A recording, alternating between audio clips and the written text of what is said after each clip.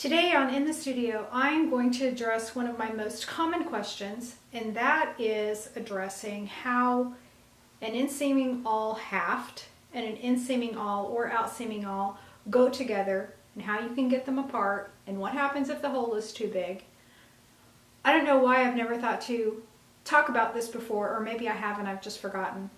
But anyway, today we're going to talk about that. Okay, so this is an inseaming awl haft, and it has a little hole right there. That's where the awl goes. So the awl needs to be driven down in that hole.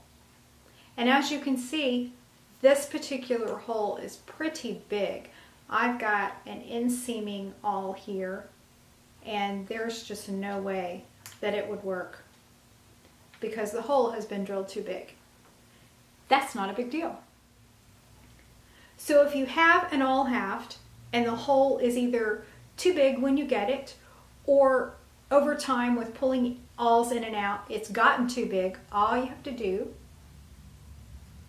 is put a peg in it, a wooden peg to fill that wood back up, and then you're right back where you started. If you don't have a wooden peg, just use a toothpick. Put it down in there as deeply as you can, and then break it off. Now for this next part, you need a vise and a mallet. You do not want to be tapping on your wooden awl with a hammer because you will split it. So we're just going to clamp this awl tightly in the vise.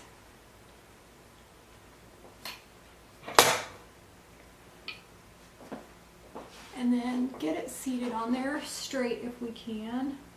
That's the hard part.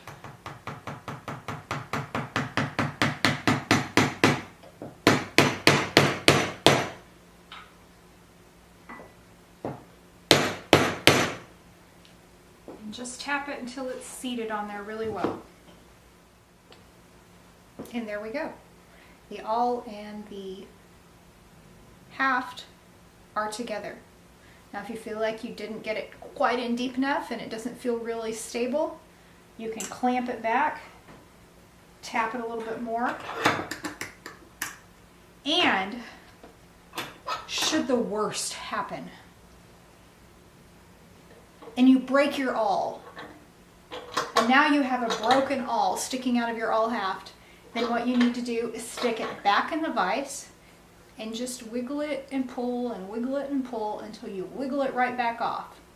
And it's at that point that you might need to put a peg or a toothpick in there to fill the hole back up.